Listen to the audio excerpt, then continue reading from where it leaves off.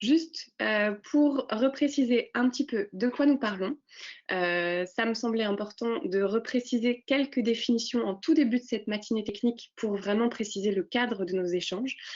Qu'est-ce que ça veut dire consigne pour réemploi? Alors, on va déjà définir le réemploi. Le réemploi, c'est un terme assez large qui peut s'appliquer à différents domaines, on va le voir à l'instant. C'est le fait de réutiliser un objet ou une partie d'un objet pour le même usage que son usage d'origine. On peut avoir du réemploi de matériaux dans le BTP, par exemple, ça se développe de plus en plus, on réutilise du parquet, du carrelage, ce genre de choses. On peut avoir du réemploi, les ressourceries sont des acteurs du réemploi, par exemple, où il y a des zones de réemploi dans les déchetteries pour revaloriser des objets et leur redonner un même usage, prolonger leur durée de vie. Ici, aujourd'hui, on va vraiment parler de réemploi des emballages, à savoir justement réutiliser ces emballages pour le même usage, à savoir l'usage d'emballage qu'elles avaient déjà. Donc, on va parler de différents types d'emballages et Alice, justement, reviendra juste après sur ces différents types d'emballages. Mais globalement, on va parler à la fois de bouteilles, de boîtes repas, de gobelets, de bacs de transport, comme elle l'a cité déjà tout à l'heure, pour parler de ce réemploi d'emballage. La consigne en elle-même, c'est justement cette somme d'argent supplémentaire que l'on va payer lors de l'achat d'un produit emballé. Au point de vente, en fait, on va payer quelques centimes, le consommateur va payer quelques centimes supplémentaires, et ces quelques centimes vont être retournés justement à l'acheteur lorsqu'il va rapporter l'emballage une fois vide. Le fait de la consigne en elle-même, c'est vraiment cette somme d'argent, c'est ça. Donc la consigne, elle peut être pour réemploi, mais elle peut être pour d'autres vocations. Je pense que vous avez entendu parler justement lors des débats de la loi AGEC en 2019, des propositions gouvernementales de consignes pour recyclage. La consigne pour recyclage, c'est le fait de mettre en place une consigne, donc cette somme d'argent supplémentaire, mais pas pour réutiliser les emballages derrière, pour inciter plutôt les acheteurs, les consommateurs à rapporter dans une machine de déconsignation pour récupérer, rapporter ces emballages pour récupérer la consigne de la somme de quelques centimes, mais dans le but, non pas de les réutiliser, mais de bien les recycler. Donc, nous, on va parler uniquement de consignes pour réemploi, pas de consignes pour recyclage aujourd'hui, parce que, comme vous avez pu le voir dans notre présentation en tout début, l'objectif, c'est vraiment la réduction en amont des déchets, donc avant même qu'ils soient produits, et non pas seulement leur recyclage. Mais j'y reviendrai. Je vous invite vraiment à bien couper vos micros parce qu'il y a un petit écho. Donc, merci par avance aux personnes qui peuvent couper leur micro. Merci. Aujourd'hui, la consigne en France, où en est-on? Aujourd'hui en France, la consigne a quand même beaucoup disparu. Elle était existante jusqu'à peu près les années 70-80. Aujourd'hui, moins de 10% des bouteilles en verre mises sur le marché sont réemployées. En fait, très peu. Enfin, le réemploi a quand même bien disparu au profit de l'usage unique, forcément.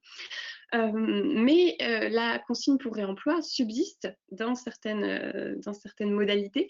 Les bouteilles en verre pour boissons sont encore consignées pour réemploi dans le circuit des cafés, hôtels, restaurants. Environ 40% des bouteilles en verre pour boissons sont encore consignées pour ce réemploi.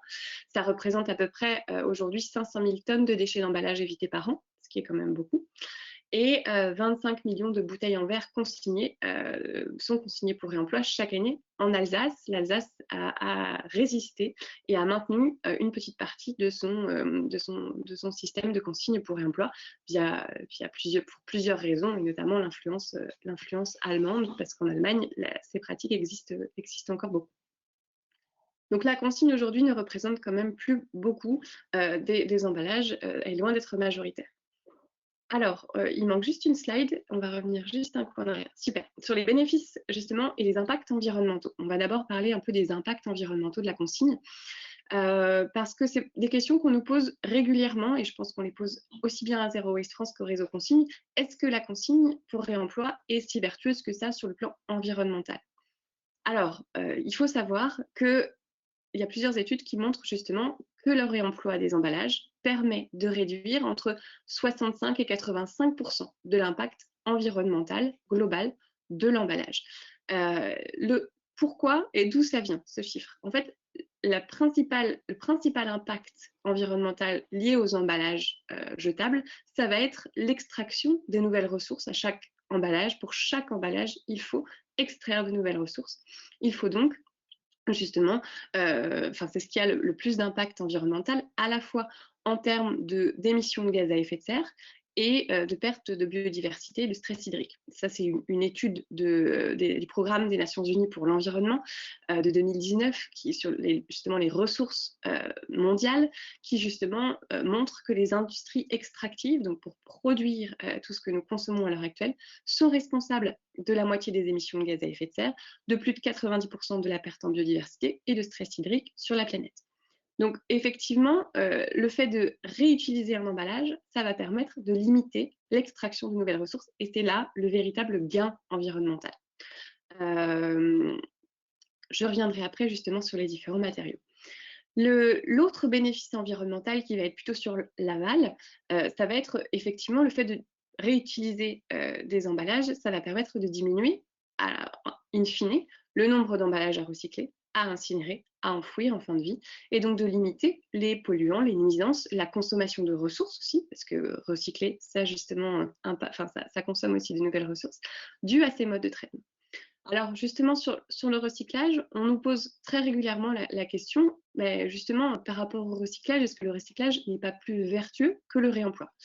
Alors, il faut savoir que le verre réemployé génère quand même moins d'émissions de gaz à effet de serre que le verre recyclé, 85% de moins qu'une bouteille qui ne serait pas en verre mais en PET, donc en plastique recyclé, et moins 57% de moins d'émissions de gaz à effet de serre qu'une canette en aluminium recyclée, par exemple. Pourquoi? Parce que là encore, l'ensemble de ces éléments, de ces matériaux, sont très coûteux en termes de bilan environnemental pour la planète, au niveau de l'extraction des matières premières qu'il a fallu pour justement les fabriquer.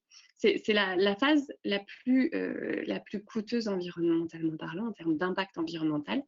Et c'est bien pour ça que plus un emballage est réutilisé, plus il va avoir son impact diminué environnementalement parlant. Alors juste par rapport au recyclage, justement, repréciser un petit peu ce qu'est le recyclage. Je vous rappelle que le recyclage a quand même certaines limites. On n'est pas contre le recyclage chez Zero Waste France, c'est pas du tout notre idée, mais on est vraiment pour le respect de la hiérarchie des modes de traitement. Je pense que vous connaissez cette hiérarchie des modes de traitement qui est dans le Code de l'environnement, dans le droit européen également, qui met justement le réemploi et la préservation des ressources tout en haut. Le réemploi, la réutilisation doivent être prioritaires justement par rapport aux autres modes de traitement des déchets, par rapport au recyclage, par rapport à l'incinération et à l'enfouissement. Donc effectivement, pour nous, c'est quand même central de dire on peut recycler certains matériaux, forcément, mais il faut recycler ceux qu'on n'a pas pu éviter. C'est ça l'objectif. Et donc, je vous rappelle juste quelques limites du recyclage. Donc, vous connaissez bien une économie linéaire, c'est une économie où l'on produit, où l'on consomme et on jette. Ça, c'est l'industrie du jetable. C'est une économie linéaire classique. L'économie du recyclage, on va produire, consommer, recycler une fois, recycler potentiellement 2 fois, pas forcément beaucoup plus, et jeter. Sachant qu'au milieu de ces recyclages, on va forcément utiliser beaucoup d'énergie. Le processus de recyclage est quand même aussi assez gourmand en énergie. Et surtout, réutiliser aussi des matières premières vierges. En fait, on recycle forcément des matières déjà utilisées, mais on est obligé de réinjecter des matières premières vierges au sein du processus de recyclage. C'est très difficile d'avoir un objet qui soit composé à 100% de matières recyclées. C'est pas la majorité, loin de là. Donc, l'économie du recyclage déjà nécessite de l'énergie, nécessite encore des matières premières vierges et, in fine, produit quand même un déchet. Donc, c'est un peu ça qui nous pose problème et c'est pour ça qu'on voudrait que le recyclage arrive non pas en premier lieu comme solution majeure d'économie circulaire, mais bien à la fin, une fois qu'on n'a pas pu éviter les déchets. Alors qu'une économie justement réellement circulaire, comme vous pouvez le voir sur ce schéma, une économie circulaire, c'est une économie où le réemploi, la réutilisation des objets, des contenants, des emballages est au centre. Et où justement, le déchet final, c'est lorsqu'il y a eu un problème de casse ou une utilisation vraiment maximale de l'objet. Et c'est ça une véritable économie circulaire pour allonger la durée de vie des objets. Je tiens à le repréciser parce qu'on nous pose beaucoup la question justement du recyclage. Alors, pour approfondir un petit peu, parce qu'il y a eu pas mal de questions justement sur le transport, je vois déjà quelques questions dans le chat. En fait, aujourd'hui, nous, on va justement faire attention à il y a différents critères qui vont renforcer ou non la performance environnementale des emballages réemployés. En fait, le premier critère, ça va être le nombre de réutilisations. Plus un emballage est réutilisé, plus son impact, du coup, l'impact à chaque réutilisation diminue, puisque forcément, son impact premier est lié, comme je l'ai dit tout à l'heure, à sa production, à sa fabrication, à l'extraction de matières premières. Donc le nombre de réutilisations, c'est le premier critère qui va justement rendre un emballage réemployé beaucoup plus vertueux sur le plan environnemental, qui va renforcer sa performance environnementale. Ensuite, il va y avoir la question du transport, qui est en général un sujet assez clé, un argument lancé régulièrement contre le réemploi. Effectivement, le sujet du transport, il y a à la fois les distances, il y a les modes de transport utilisés. Alors, le réemploi et la consigne pour réemploi va effectivement avoir encore de meilleures performances sur les courtes distances. C'est pour ça que nous, on se bat pour justement redévelopper ces systèmes de consigne pour réemploi localement sur les territoires. Mais il faut savoir que ça peut rester intéressant de mettre en place un système de consigne pour réemploi, même sur de plus grandes distances. On peut faire plus de 300 km à nos emballages. En fonction du nombre de réutilisations, ça peut encore valoir le coup environnementalement parlant par rapport à de l'usage unique. Donc ça, on vous donnera quelques sources d'études. Il y a une étude justement de Reloop qui est sortie l'année dernière sur ce sujet. Je vous l'enverrai dans le chat juste après, pour justement montrer cet impact et le fait que la distance n'est pas forcément le critère principal à prendre en compte et qu'on peut dépasser certaines distances. On n'est pas obligé de faire seulement 20 km ou 50 km, on peut dépasser parfois 300 km en fonction du nombre de réutilisations qui est finalement le critère qui va le plus déterminer la performance environnementale de l'emballage. Après, je vais vous citer aussi un autre exemple, un exemple italien. Par exemple, en Italie, il y a eu il y a un système de réemploi des emballages qui justement s'est fondé sur le train en fait et sur la logistique. La logistique se fait par le train. Les emballages sont envoyés pour être lavés et justement re-remplis et réutilisés derrière en train. Et ils font donc plus de 1500 km en train. Mais comme cette logistique est optimisée, et que le bilan environnemental du train est bien moindre que d'autres modes de transport utilisés, notamment pour les emballages et pour tout simplement, enfin voilà, par rapport aux camions notamment.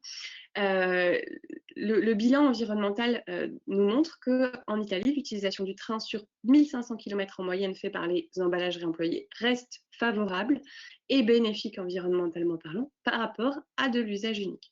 Donc cette question du transport, elle est vraiment à prendre avec pas mal de pincettes parce que c'est pas si manichéen que ça, on va dire. Autre élément, les performances de lavage.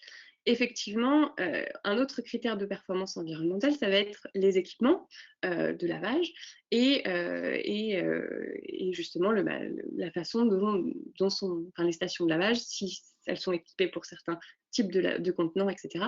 Donc ça va jouer aussi forcément sur la performance environnementale, mais je tiens surtout à rappeler dans cet élément que justement la question du lavage, on nous la pose aussi souvent en disant oui, mais justement c'est un impact environnemental plus grand par rapport à de l'usage unique, puisqu'on ne lave pas l'usage unique, on ne consomme pas cette eau, et toute cette eau, l'eau est très précieuse, c'est un vrai problème, etc. Ça, on l'entend beaucoup.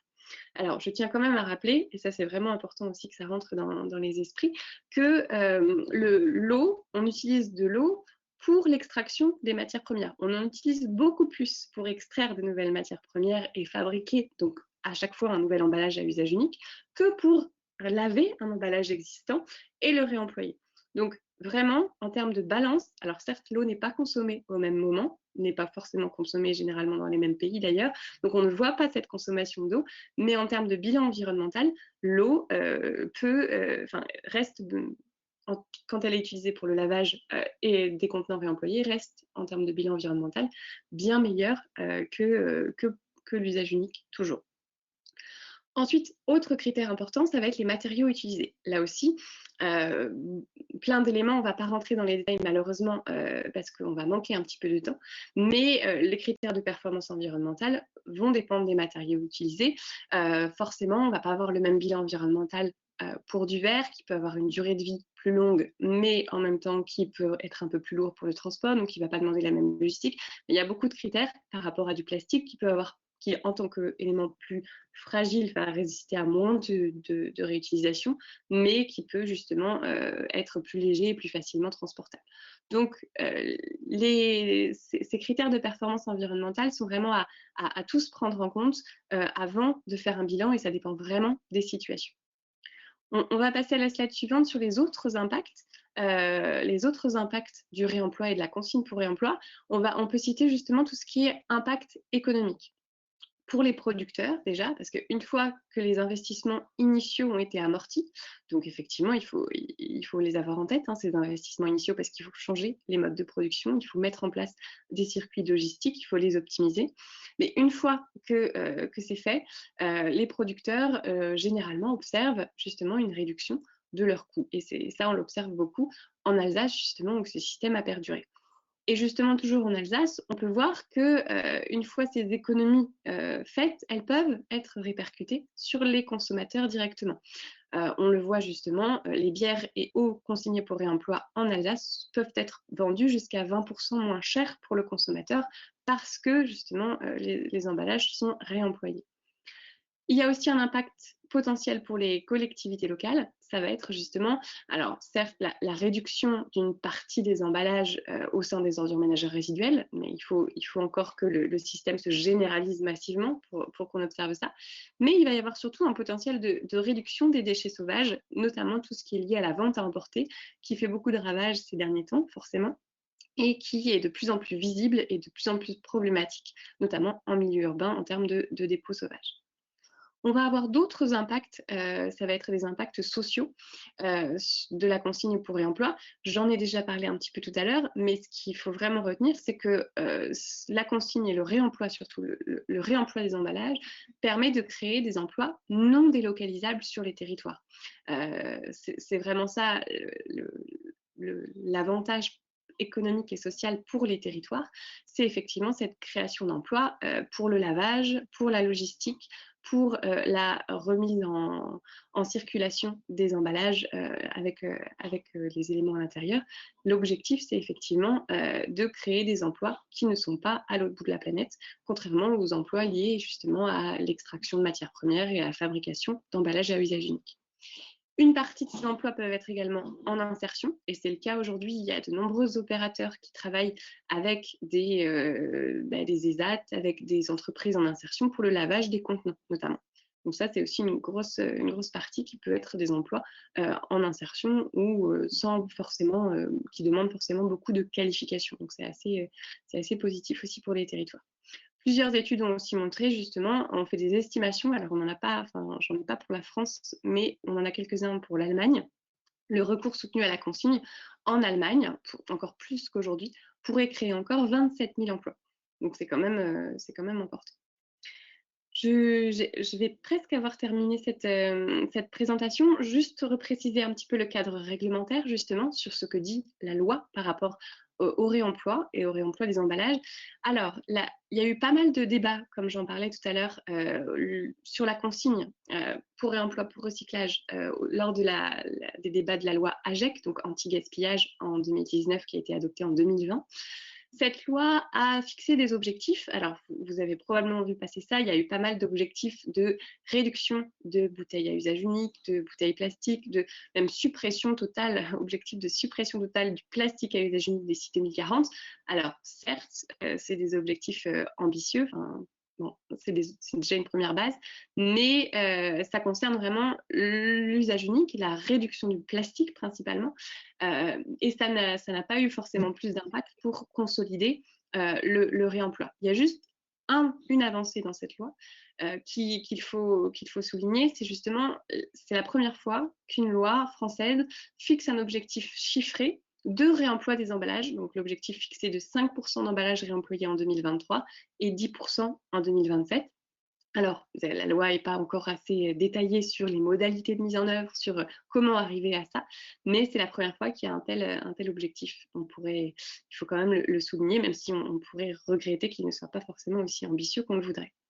Il y a aussi eu quelques obligations sectorielles, par exemple le fait de servir les clients dans des contenants forcément réutilisables lors des repas sur place dans la restauration. Ça, c'est devenu une obligation.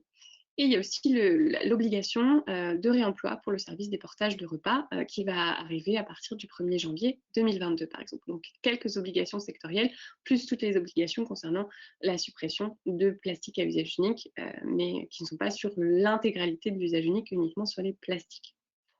À l'heure actuelle, vous avez probablement aussi beaucoup entendu parler de la loi climat et résilience, avec des nombreux débats en cours au Parlement. Donc, en début d'année, c'était à l'Assemblée nationale. Là, les débats sont en cours au Sénat, suite à la Convention citoyenne pour le climat qui remettait la consigne pour réemploi au cœur de leurs propositions. Le projet de loi n'a pas forcément retenu de manière très concrète cet objectif de la Convention citoyenne, puisque le projet de loi mentionnait une généralisation très hypothétique de la consigne pour réemploi qui pourra être généralisée à partir de 2025, mais sans préciser comment, pourquoi, par qui, avec quelles obligations. Donc c'était quand même très léger dans le projet de loi. L'Assemblée nationale est restée dans ce flou artistique jusqu'ici. Le Sénat a récemment fait une proposition pour justement définir concrètement une trajectoire. Donc il y a le retour de cette notion de trajectoire pour déployer la consigne pour réemploi, fixer cette trajectoire, ce qui redevient un petit peu concret malgré tout, en tout cas qui pourra permettre de fixer des objectifs concrets dans cette trajectoire. Mais rien n'a été adopté pour l'instant. On attend donc la commission mixte paritaire qui se tiendra a priori en juillet et tout peut encore changer puisque cette commission mixte paritaire devra faire la synthèse entre l'Assemblée nationale et le Sénat et être adoptée ensuite en deuxième lecture dans les deux chambres. Donc on est loin d'avoir terminé sur ce sujet et nous continuons en tout cas le réseau Consigne comme Zero Waste France, notre mobilisation sur cette loi.